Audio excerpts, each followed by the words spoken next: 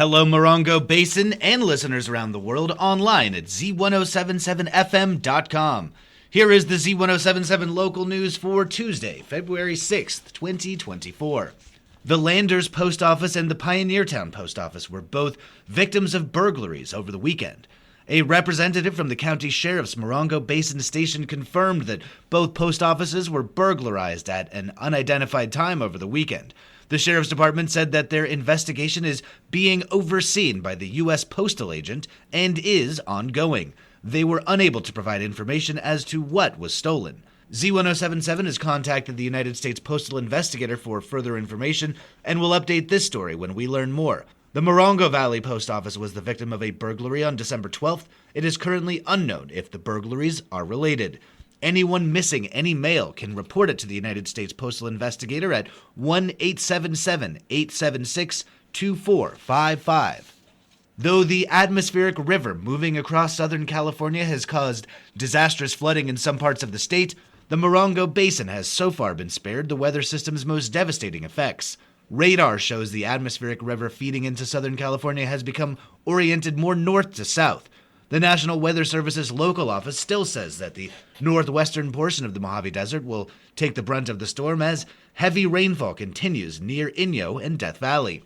San Bernardino County's state of emergency, declared at the state and county level, remains in effect until tomorrow. County officials say that crews and equipment are in position to be activated as needed.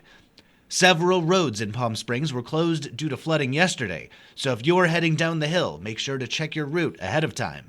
Z107.7 again reminds you, when driving through the high desert, if you see flooding in the road, turn around, don't drown. Every year during wet winter storms, cars get stuck in mud or deep water and require rescue from emergency responders. Don't let that be you this year. The Yucca Valley Town Council meets tonight to hold an informational session on Measure W and FP5. Of particular note, as last night's FP5 meeting in Landers was canceled due to the weather. Online news editor Robert Hayden has a look at their full agenda.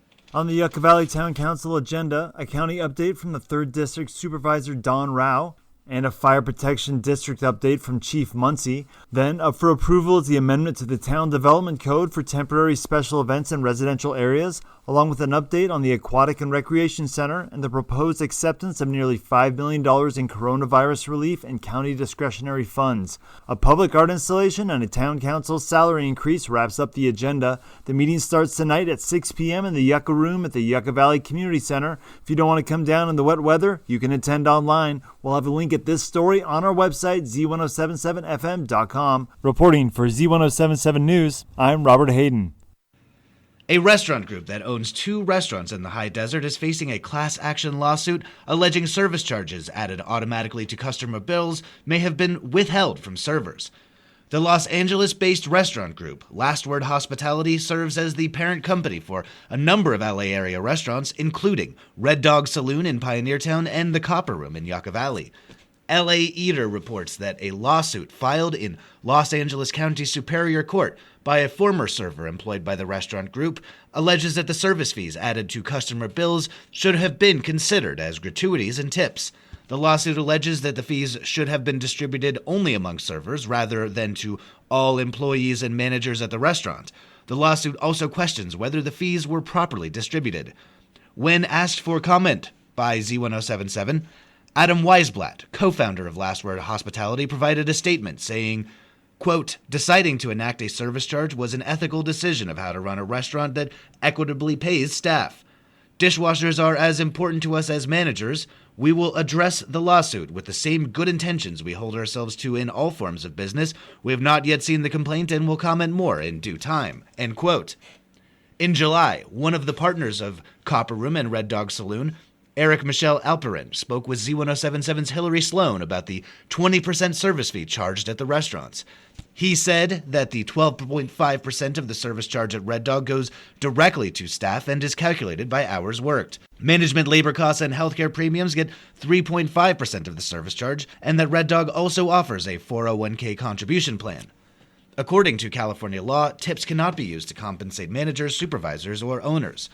Z107.7 spoke with a former employee of one of the restaurant group's high desert restaurants who spoke on condition of anonymity. The former employee said that the lack of transparency surrounding the service fee, specifically how it was collected and then distributed, was a major factor in their decision to leave the restaurant. Quote, "It never made sense to me, and a lot of people who work there feel that way. They told us what to say to people when we explained the service charge to customers, but it made me feel like I was lying. If you're leaving a fat tip for your server, you think it's going to your server. I wasn't happy with what they were doing," end quote. The 29 Palms Book Fest is getting a 9-month head start with a special launch party for the fest's promotional rollout this Thursday at the Old Schoolhouse Museum. Assignment reporter Gabriel Hart has the inside look at this fun and educational gathering. The 29 Palms Book Festival presents Never Underestimate the Desert, an informative discussion about stories only the desert can tell, and not only from a human perspective. Leading the public discussion will be Alicia Pike, a passionate advocate of nature and philosophy, as well as a guide for the Mojave Desert. Joining the conversation will be Charles Peterson, Doctor of Biology, Professor of Physiology, reptile expert, and tortoise radio tracker. Painter Chuck Kaplinger, who has contributed to various 29 Palms murals. Kim Stringfellow, a research-based visual artist, writer, educator, and independent curator whose work bridges cultural geography, public practice, and experimental documentary into socially engaged transmedia experiences. And Pat Remington, author of Adobes of 29 Palms, whose expertise aided the preservation of numerous adobes while playing a pivotal role in the 29 Palms Historical Society. The event is free and starts at 5 p.m. at the Old Schoolhouse Museum, located at 6760 National Park Drive in 29 Palms. Attendance is limited, so please show up early to secure your seat. Reporting for Z107.7, this is assignment reporter Gabriel Hart. Theater 29 is beginning the process of selecting plays for their 2024-2025 season. Arts and entertainment reporter Charlie Thomas shares the details of how you can be a part of this growing cultural institution. Theater 29 is beginning the process of selecting comedies, dramas, musicals, cabarets, and specialty productions for their upcoming 2024-25 season. Area theatrical directors are being invited to submit suggested plays for consideration. The Theater 29 Play Selection Committee is requesting prospective directors to submit 2 titles, preferably both musical and non-musical titles. Submitters must provide a script and an estimation of the show's budget, including at least estimated royalties and script costs. New directors are asked to include a directorial resume or a biography of the candidate's theatrical background. Full details of the submission process are available at theater29.org. The deadline for submissions is March 1st. Reporting for Z107.7, this is arts and entertainment reporter Charlie Thomas. And finally, for the 3rd consecutive year, both the girls and boys basketball teams from Yucca Valley High School have joined each other in the CIF Southern Section playoffs. The boys' team has finished no lower than 2nd place in that time, while the girls' team netted their 5 consecutive league championship during the 2024 regular season. In the last 5 seasons, the teams have combined for an eye-popping 97-15 record, an 87% winning percentage. The girls have not lost a single league contest during that time. The boys will face Fontana High School at Fontana on Wednesday. Tip-off is at 7 p.m. The girls host yet another playoff game in Trojan Gym on Thursday night. Game time is 7 p.m. Tickets are available at a link in this story at Z107.7fm.com. The Yucca Valley High School boys and girls wrestling teams are also headed to the CIF Championships on February 9th and 10th. The girls will be facing off at Marina High School and the boys will be at Great Oak High School. That's our local news. Hear local news 7 times a day, 7 days a week at 7, 8, 9, noon, 4, 5, and 6. If you hear news happening, let us know about it. Email us at tips@z1077fm.com. Reporting for the Morongo Basin News Leader, the award-winning Z1077 Local News, I'm Jeff Harmetz.